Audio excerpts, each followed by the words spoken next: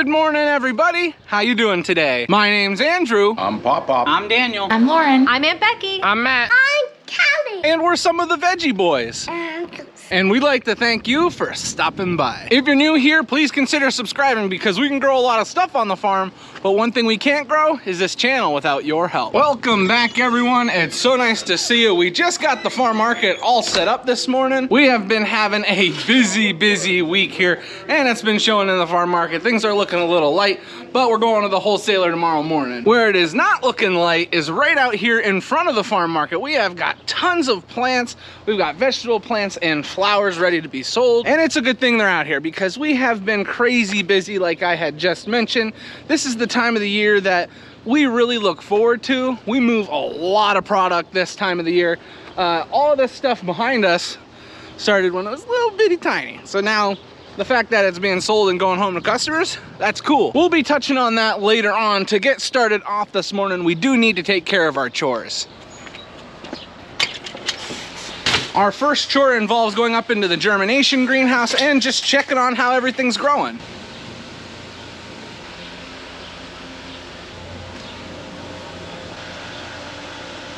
The first thing I'll touch on in this greenhouse is that we have a lot of cucumbers, pickling cucumbers, zucchini, and yellow squash. We do start this stuff a little bit later than some of the other vegetable plants that we have, but that's because this can't handle the cooler weather like some other plants. The stuff that we do have here though, it is getting nice size to it and it will be ready to go shortly. And up here at the front of the greenhouse, past all our cucumbers, zucchini, and things like that, we actually have some cantaloupe and watermelon. Now we don't raise too many of those, the cantaloupe, watermelon, and honeydew, but what we do have here is quite a few plants, more than we did last year. And then we also have plenty here for sales for those customers that want to try growing their own watermelon and cantaloupe. And the last thing I'll touch on is our tomato plants. Right here we have a few different varieties that we're going to be putting into the soil. Now this is our early planting of tomatoes. We're going to be doing a few more, but it's nice to see that they're getting some size to them. All in all, the germination greenhouse is looking really good.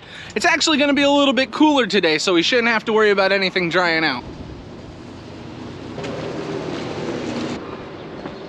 Good morning, good morning. Ooh, everybody's looking good.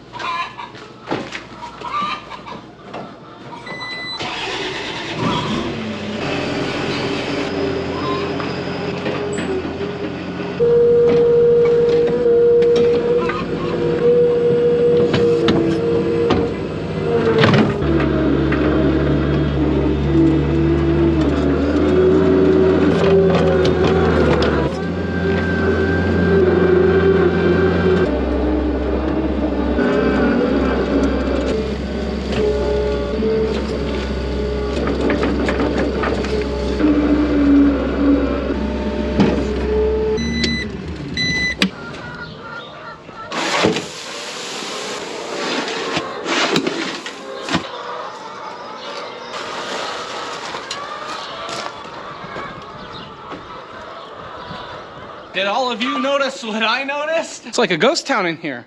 All our pastured cattle are out to pasture. But can you really blame them with a view like that? I'd be out to pasture too. This is always a beautiful view, but it's nice to see the cattle laying down here in the pasture and doing a little bit of grazing.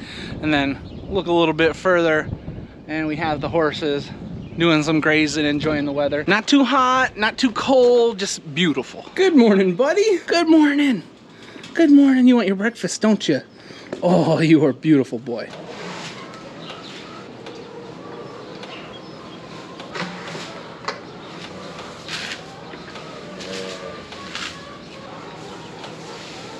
Just got all the grain dumped in for the cattle, so they are all taken care of. Some people may have just seen all the cattle on pasture and they're wondering what these cattle are doing right here in the pen. We call this the finishing pen. For the most part, we try and keep the cattle out on pasture as long as possible. However, there comes a time when the cattle reach a certain size that we bring them into this holding pen or finishing pen. They have access to as much grain, hay, and silage as they need. There's a few reasons why we bring them into this pen. Probably the biggest reason is to monitor their weight. We want to make sure they're growing at a certain size so that when it does come time to sell them, we can make sure we're making a profit. At the longest, cattle will be moved into this pen for a month, maybe a month and a half to 2. We prefer them to be out on pasture because that's cheap feed. However, there does come a time where they do need to be moved in here, but we keep it really nice for them and they enjoy the silage, grain, and all the hay.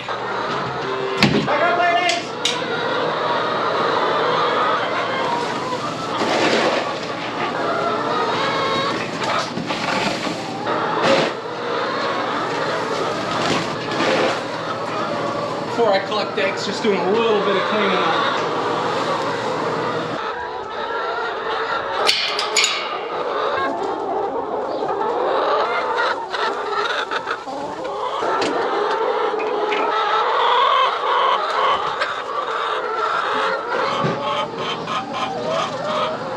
Look at these 2 eggs. Bottom one's a little smaller, top one, it's got some weight to it. I think this is a double yolker. We got a double yolker right here. Got another double yolker. Double yolker. I've seen a triple yolker. This is probably a double yolker, but I've seen a triple yolker. That's something you tell the grandkids about. That's a story egg right there. He saw me spill grain in 1 video, maybe 3 videos, but still, he mentions it to me every time. My son, let me show you how I dump grain into the feeder. That's just what you deal with when you're working with your old man. I wouldn't want it any other way though. Keeps me on my toes.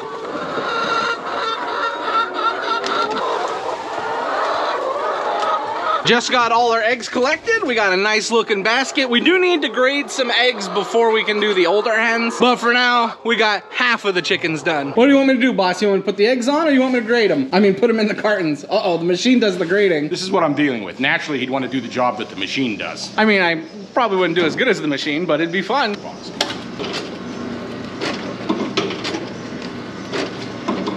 This is one of the machines when you're working with your dad. He tells you stories about his grandfather putting eggs on a machine and working with him. And boy, this machine has seen a lot of eggs and it's seen a lot of people. A few different generations have graded eggs on this machine. I think we go back 3 generations to grading it. Yeah, because it'd be my great-grandfather bought this. So that's pretty cool. No, your grandfather's dad would be your great-grandfather. Never mind, not 3 generations, 4 generations. Actually, we've had 5 generations. Now, how many generations have used this thing?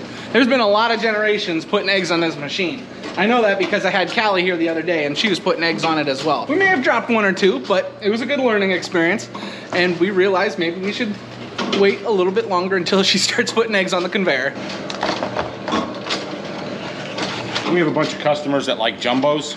So when we grind our own chicken feed, we increase the protein. Usually lay feed is around 16 or 17%. We're feeding 18% protein, so we get a little bit bigger eggs because a lot of our customers like jumbos. Now we don't charge more for the jumbo eggs, so it does cost us a little bit more to do that. But come on, we're just trying to make the customers happy.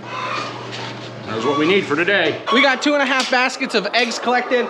We still need to collect the eggs in here, and then we'll be moving on to something else. Once we got finished with collecting eggs, Dad and I talked for a little bit about jobs that need to be taken care of today.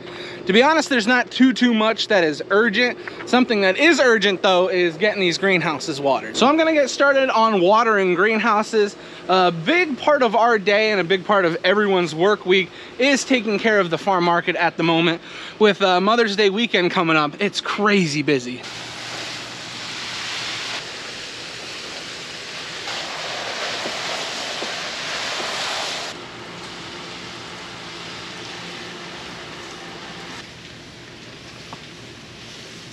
Just got finished with watering in greenhouse number 4. Greenhouse number 4 has a bulk of our flowers, but greenhouse number 5 has a bulk of our vegetables. Not only vegetables for us, but also vegetables for sale.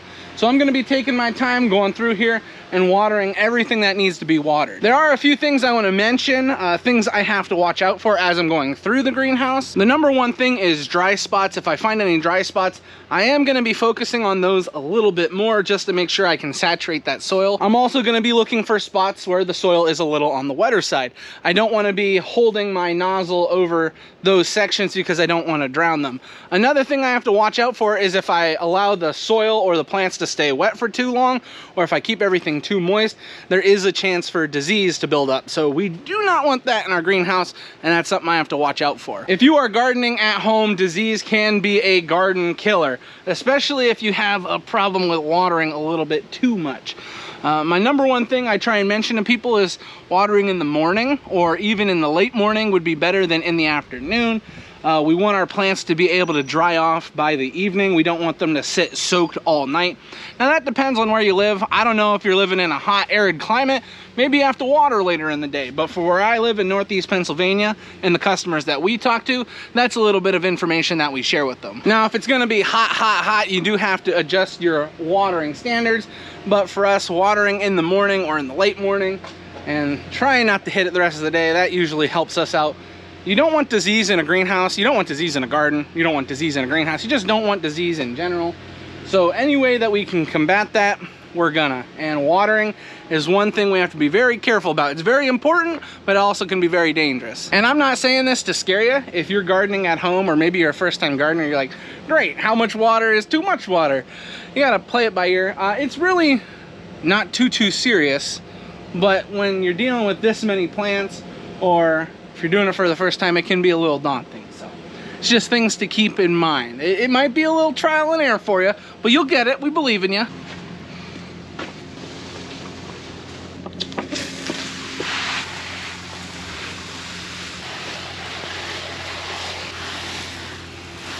How's it going up there, Matt? Is it busy? Yeah, it's busy. People are excited to get planted. Oh, good. Every once in a while, you'll see Daniel, Matthew, or Dad running down here and grabbing some plants. We've been selling a lot of plants. That's good. But vegetable plants in particular have been moving really, really fast.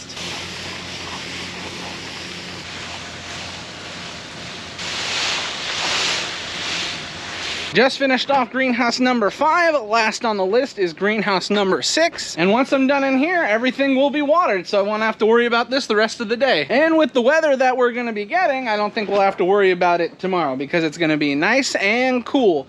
Pretty cloudy too. And just like that, greenhouse number 6 is all watered. And as you can see above me, it is starting to look a little bit empty in here, which is a good sign. It means that we are moving plants. And then in greenhouse number 5, it may be a little more difficult to tell, but there is quite a few open spaces in here. It's kind of hard to sell the baskets when they're down over the hill, so we try and move everything up as early as we can, and we've been working on that with greenhouse number 4 as well. I mean, all 3 greenhouses look unbelievable.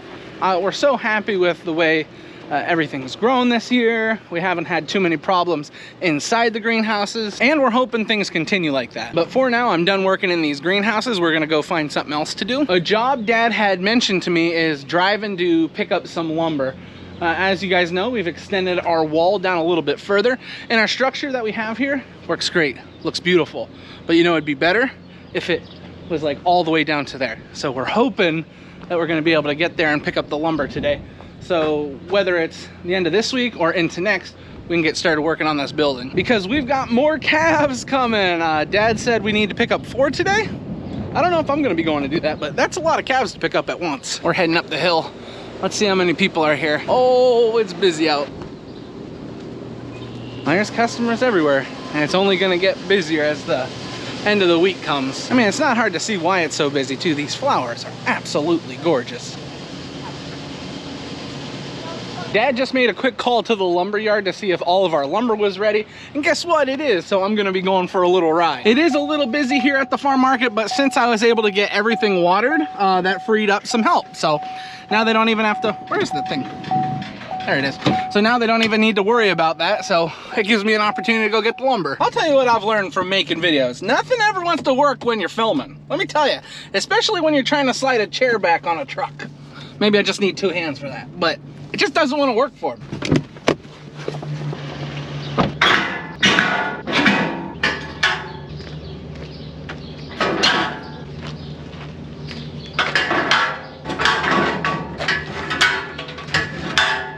We are now on our way. We just need to make one quick stop and then we're picking up some lumber. Well, this is the stop I had to make. I needed to pick up some stuff before I left. We got Callie here in a princess outfit eating, what are you eating? Goldfish. Goldfish. Ooh, how you doing today? I'm going great. Yeah, Callie's got a little bit of a cold, right? You've been coughing? Yeah. Yeah, it's not fun, is it? Look. Oh yeah, Piggy's on the screen. But yeah, since she's not feeling well, she hasn't been at the farm. And then the twins, they're also catching what she had. It's funny how if one gets sick, the others are like just gonna get sick. That just happened. We're learning. We're learning. Lauren and I are like, what in the world is going on? But it's okay, right? We're gonna feel better? Well, buddy, I don't know what that is or where I would even use it, but you can drop it off at the farm. Thank you. I'm now at the lumber yard there working on getting my order all put together. I got here at perfect timing. The guy just dropped a whole stack on himself, so hopefully he's okay. I think he's okay. He's still over there loading boards. Tough dude, tough fella. I was just talking to the guy. He's picking up a few more pieces and then he's gonna get me loaded. His leg does not look great, but he's like, it'll be fine. That's how you know we got a tough guy on our hands. Gonna get loaded up here, get this paid for, and then I am gonna be getting home. Just got all our lumber loaded onto the truck and strapped down. We are good to head home, and I'm gonna be late for lunch, but you know what, it's gonna be okay. We're gonna deal with it. I can miss lunch or be late for lunch every once in a while. Just got back to the farm. It looks like things are still busy. I gotta take this paperwork into mom, get something to eat, and then find dad and see what he's up to. So everybody was having meatball hoagies for lunch and some watermelon. Everything was put away when I got back, but I got out the extra meatballs that we had left over. Yes, we do have leftovers here. And I made myself a quick sandwich. After I got finished with lunch, I ended up helping a few customers. And now I'm here in the greenhouse checking on Aunt Bonnie, making sure she doesn't need anything right now. Do you need anything right now? Nope. Oh. Some sunshine. Oh, I can't give you that, but I can give you a smile. Oh yeah. So since Aunt Bonnie's okay, we're gonna keep helping customers. And I think I hear Dad loading up something down around back, so we're gonna go check on that. So this is what Daniel and Dad were working on down around back. This is Dad's new sprayer that he had just purchased. He's getting ready to spray some fungicide on the wheat. It is a lot larger than the last one that we had. It used to take Dad quite a while to get all the wheat sprayed. You definitely want to get on with the fungicide now, right before the wheat is coming out in head. We don't want any problems with that later on, so we're trying to be as proactive as possible. So we got our pull behind sprayer all hooked up. This is brand new to us. This is pretty fancy for us. That tank is a lot larger than anything we're really used to. It's almost the size of the tractor. The whole point of this thing is to just try and save us some time. We really don't use a sprayer like this for many different things, but there are certain times in the year where we have to apply fungicide. So, I mean, it is what it is. We've got the thing all hooked up. It's working great. We've got all our monitors in place. We've got all our computers working. This made Dad very happy getting this purchase. One of the biggest things we use our sprayers for is adding fertilizer to our plants. When it comes to tomatoes and peppers, things like that, we always apply it later on with foliar feed using the sprayers. So the fact that now we have a larger sprayer, we can fertilize much more efficiently. It saves us a lot of time, and all this stuff is remote control with computers, so Dad doesn't have to hop out of the cab all the time. It's gonna save a lot of energy for him. It was a lot of work, him spraying in the past. We would try and get it done, but it's a job Dad enjoys, so he's gonna be very excited to be using that today. Oh, and here I thought Dad was gonna be spraying. New piece of equipment, you knew Daniel was gonna have to try and take a crack at that. After work, I ended up coming home, hanging out with the wife and the children. We've been having a great evening. Dinner was delicious. Lauren takes such good care of me. But anyway, guys, it is the end of the video. If you have not already, don't forget to like the video. Also, we're trying to hit 200K subscribers, so if you could subscribe, oh, that would be so nice. Everyone, thank you for watching, and we'll see you next time. Bye-bye.